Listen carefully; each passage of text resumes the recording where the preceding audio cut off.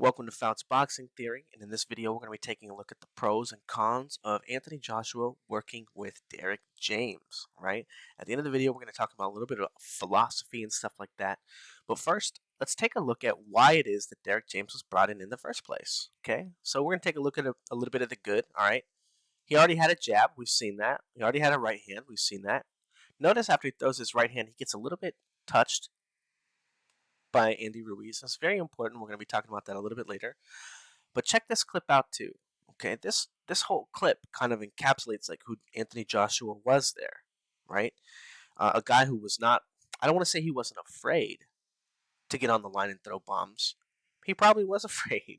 He didn't really have a great system, but once he was there, man, he would just throw bombs, throw uppercuts, and the uppercut is likely Anthony Joshua's best punch. Okay, and we want to remember that when we start talking about a little bit of the bad. Okay, now as we continue to look, all right, why is Derrick James brought in? One, two.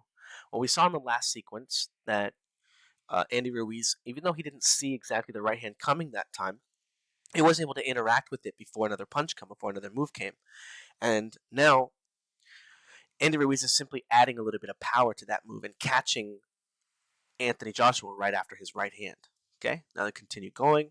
He's going to throw that shot again. He's getting clubbed again. Bop, got him with a good shot. Missed his little sequence here. Here goes the right hand, right? He's going to come with another right hand here. And boom, gets countered as he comes back with the left hook. Now he makes it to that side of the line again. And Andy Ruiz was ready for it. Boom, got him with another right hand, or another left hook off the right hand. Now, that's like 3 hard punches in a row. It usually takes more than 1 hard punch, even if you're a hard puncher like Andy Ruiz, even if you're a heavyweight, even if, right, to hurt somebody. And now the big, strong Anthony Joshua is hurt. Okay, he got beat in that sequence 3 times in a row, the same sequence. Okay, this is one of the reasons why Derrick James has been brought in. This is one of the reasons why his coaching is there. Okay, now another reason, okay, Anthony Joshua has a habit of reaching for punches. As we can see, this is the 10th round, and this is a fight that he basically dominated Andy Ruiz in. And in the 10th round of the fight, he's still finding a way to give away a hard punch against a power punching fighter. This is important because who is he fighting next? He's going to be probably fighting Deontay Wilder, right? Deontay Wilder is a one punch one, I don't want to say one punch wonder, but that's what he is. He's going to land that one punch. If he lands that one punch, you're probably going down, right? Anthony Joshua throughout his career gives his opponents lots of opportunities to land that type of shot. Again, controlling with the left hand after. Here, okay? And we're going to talk about this a little bit later, right? Nothing inherently wrong. I mean, there are things wrong with it, but here we can see him almost getting caught again with the right hand over the top of that move, okay? We're going to talk about that a little bit later too, but we just want to show a little bit of consistency here. We're going to show this gentleman here, okay, Pulev, another guy that he just blatantly knocked out, coming onto the line, throwing a jab, and look at Anthony Joshua try to control him with a left, right? Not necessarily a punch, but controlling him with the left hand. Now he's getting hit with the jab. Now, we're going to come back to this little sequence too, okay? But here he is, right? And Pulev is going to come forward, boom, and smack him with the right hand. Now, Anthony Joshua is not even controlling the line with the left hand. His left hand is just down, okay? And here he is in a fight that he was dominating, getting hit by his opponent's best punch. The punch that he said, oh man, I'm losing the fight right now. I don't want to go out there. All I got is my right hand. I'm just going to go out there, and if I can't land my right hand, I'm going to quit, and this is my Hail Mary. And he lands it. Pulev's not a great puncher, but it's the only thing even keeping him close to wanting to be in the fight. And he lands it, right? I don't want to say, like, gives his opponent hope or whatever. That's kind of lame, But he's walking into it, okay? Just a few of the reasons why Derrick James has been brought in. Now, the first thing we're going to take a look at, here's a little bit of We Fight How We Train. There's just not a lot of work of them on the mitts because all the speculation, all of that. And also, if you guys check out my channel, I started this series called We Fight How We Train, teaching you guys many years ago how people how their training habits move into their fighting habits. Many uh, channels have stolen the idea and tried to copy it, like Hidden Gem and Boxing Gems, these fake film study artists who uh, days after I'll put out a video will put out their own video trying to say the same stuff that I do. Go back, go watch the logs, go watch them try to take credit for the work that I put out. Both of those guys are scumbags. But here he is showing after throwing a right hand, boom, boom, defending his position. Exactly what he was not doing, interacting with Ruiz, which got him hurt, which got him, you know, dropped and, eventually, I don't want to say stopped just because of that, but, that guy was really, really ringing his bell. Okay. Now, let's talk about, all right, just a few of those. Boom, boom. Okay. A few of the things that we saw in the fight, right? Look at the tight guard on Anthony Joshua. All right. Actually, let's talk about that just a little bit first so we can get these clips going. Now, here's Anthony Joshua, right? Oh, we got to save this one. This is a good clip. That's a good clip right there. Got to save that one. Oh, we got to save this one too. All right, we're saving those ones for the end. Oh, that's a good one too. Oh, man. We got all the good clips left. All right, so we're just going to go ahead and take a look. But what we want to be looking at is when he's standing in front of somebody like Pulev, right? He doesn't have a very active guard. He doesn't have his hands up very high. He's not controlling the line. There's a lot of stuff that, even though he'll poke it with the jab, his guard is not very tight. Now, this sequence, I left this one in here because it's really interesting. This is one of the only times that we really get to see Anthony Joshua kind of try to pull counter a move after working with Derrick James. All right, we're going to hold on to that idea a little bit, but let's go ahead and move on. But check out this sequence here, right? After he throws the right hand, boom, he's looking to interact with the left hook, kind of like in the mitts. And then look at this. His opponent throws a right hand at him, and he tries to block the right hand with his left hand, getting his left hand up. And this is important because this is stuff that he wasn't doing. Before, we saw him reaching for opponents' right hands, trying to shove them, hold them on the chest or the shoulder, right? And it can work, but that's usually a move that you have to do when you have more reach than your opponent, more height, more speed, more control over the fight, right? And you can get value when you have less control of the fight, when your opponents are, at your level or better. You have to have a more defensively sound means of protecting yourself. You're not just going to get away with treating your opponent like they're a little kid every time. So, showing that he's starting to block and interact with his opponent's punches. Very, very, very important stuff. Okay? The counter comes here, and now it's not a left hook, but here he is expecting to be attacked in this moment. Okay, now a few things. I can't really see his head. I don't know if his head is making it below the waist. I don't know if his head is looking down, if he could be hit on the back of the head. So there's definitely some things he still needs to work on in this position, but the most important part is that Andy Ruiz is not smashing him in this position, right? He trained. He's been having nightmares about Andy Ruiz getting him, and now Franklin here is not having a similar amount of success. Now look at him. Even has his block up as he leaves, ready to interact and defend himself from these positions. Now, on top of that, he's got a little bit more control over the line here. He's a little bit more present, right? Shooting a little 1-2, trying to get off the line after that. He's always had a jab. He's always had a 1-2, right? But the tighter guard that he has, right? Notice he's trying to parry this shot. He was okay. No, he was terrible at parrying jabs before. Terrible. He would try, but he was terrible. And now he's okay. Now he's getting better at interacting. He's excellent at interacting with the jab. He's not always excellent at catching it. Sometimes it gets through. I mean, maybe that's still great, right? Because you're not going to get away from every single one. But keeping that left hand up there and trying to block the right hand over the top instead of getting smacked by it. And again, that's something that's particularly relevant because he's going to be fighting Deontay Wilder, who's a right hand to the head fighter. Again, keeping his gloves up to block, being defensively as responsible. His hands are much tighter position, much closer, much more appropriate to guarding the line. Again, when those punches come, his hand is up here. It's at home. Now, there's a huge hole here. He still needs to work on this defense. There's too much of a gap there, right? Even a boxing glove is going to be fitting through that hole pretty easily. But the fact that he has his hands up, he's looking to interact with punches, and only his first fight back with Derrick James is very, very, very important. Now, here he is against Robert Helenius, coming in with the 1, the 2, okay?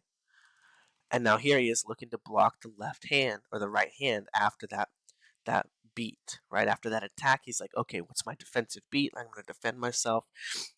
Now, this is really important. Okay, we're going to talk about this a little bit later. Let's come back to this clip in particular. But let's go ahead and take a look at this Robert Helenius clip here. Actually, now again, I just want to point out the difference in his guard. Okay, look at how low his hands are, right? And it makes it easy for Ruiz to sneak that right hand over the top, right? He doesn't have his hands up. He's not really interacting with the line. A little bit of poking right here, but look at how he gets timed, right? And again, it's just not a great guard. I don't want to harp on it too much, like, because I have a lot of negative stuff to say about it, but because it's really bad. Like, it's just horrible, you know. But let's go ahead and I guess go ahead and get into some of the more interesting stuff. Now, all that stuff is great. Okay, all that stuff is great from and let's go ahead and take a look at this. Is the most recent clip of him against Helenius. Now, much tighter guard here. Okay, instead of poking with the left hand and just sticking it out in opponent's face here, right, and just poking, right, which oftentimes wouldn't even get him any valuable information. He would just make it a bad habit, and he would reach for right hands. But he's blocking. Look at him using his rear hand here. Okay, as he approaches the line, his rear hand gets a little bit closer, filling that space. Again, this is something that he would never do before because he always fought behind that bladed stance. He'd always keep that hand so far. I don't want to say at home, but it would be in this perfunctory place where he couldn't even use it to do anything. Okay, it's very, very, very important. But coming forward, right, tight guard, it's hard for his opponent to find punches. And here, all that hard work right there just to land a jab off of a double jab, double stepping jab. Now his opponent's going to be circling again. He's got a tight guard. There's not a lot of holes here. Now Helenius has to leave. He doesn't even have anything to land against Joshua. He doesn't know where to start. So he has to continue being pushed around the ring. This is a similar effect that Errol Spence has on his opponents with his tight guard, except that Errol Spence usually has speed as well. He's also attacking the line pretty quickly. So on top of a tight guard, right? So a little bit of philosophy where he's trying to get there.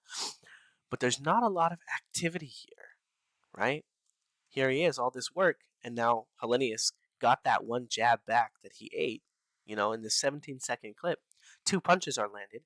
Joshua lands one, and then he gives it away to Helenius by not being active, by not actually knowing where all the holes are that he's creating. Okay, the lack of, I don't want to say the lack of creative offense, the lack of his ability to really work his opponent. Okay, now I'm not saying that Anthony Joshua has been that guy where he's very creative and he's doing all this stuff, right? But what I do want to say is, in this situation when he jumps on the line, boom, boom, he's looking to interact with the left hand here with the block. But notice this shoulder rotation. This also could have been a left. So with all the extra emphasis on defense and having your hands here and being here, Anthony Joshua has definitely lost a little bit of his creativity, a little bit of what made him dangerous. Okay, we're going to talk about and show some demonstrations a little bit about that danger here. Okay, as he's coming forward, notice not as tight of a guard here. He's a little bit more loose. He's a little bit more relaxed. And here he comes pull. Look how far back he gets. Look at where his hands are. Now, Anthony Joshua is doing this move really well. But I want to say that he sucks at this move. And that's why he needs to use so much momentum from his hands to do it. Because he doesn't actually understand the positioning, the way to distribute his weight, the way that he's supposed to line up his feet and his head and his shoulders. And he doesn't know. He gets lucky on a lot of it.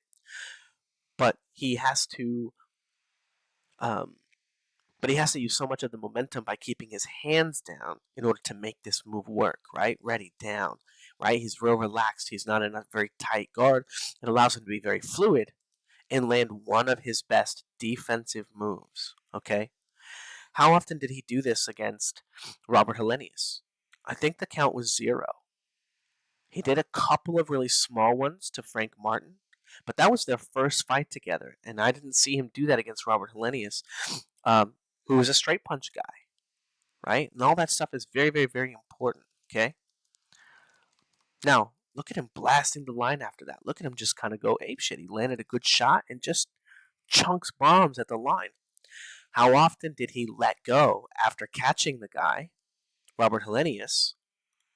Did he let go with the 3-punch combination? How often after jumping on the line and smacking him did he go, oh, I got him, boom, boom, boom? Well, here he is shelling up after landing a shot instead of looking to follow it up. All right, here's another sequence here. The jab comes, he's pulling, down, up, lands a shot, okay? And again, the same shot, right? But with the new tighter guard, he doesn't have as much of an ability to be able to be relaxed enough to let those kinds of shots off.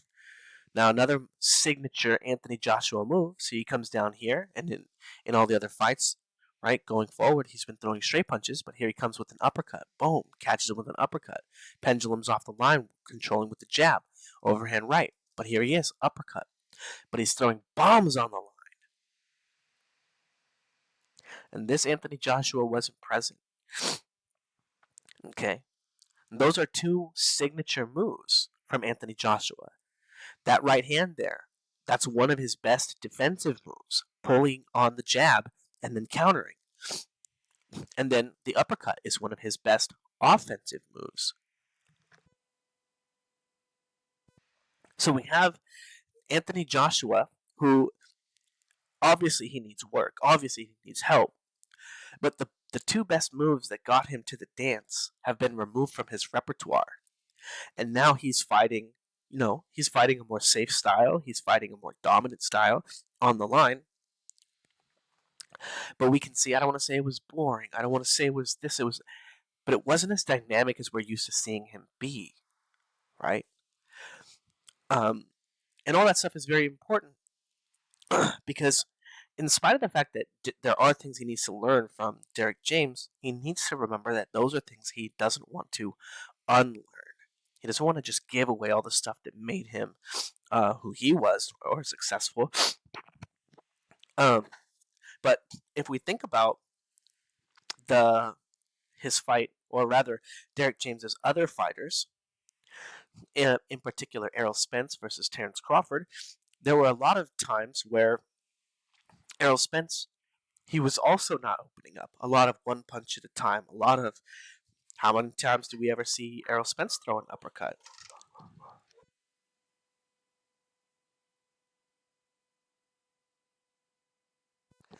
Now, who cares if Errol Spence throws uppercuts? It doesn't really matter. But the idea is that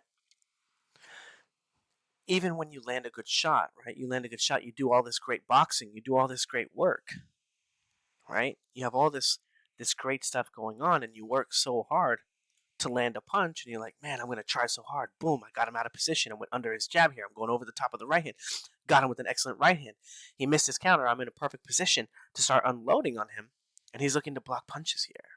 He's looking to be defensive here. In understanding when you're supposed to be offensive, right? When you're supposed to take advantage of the shots that you do land.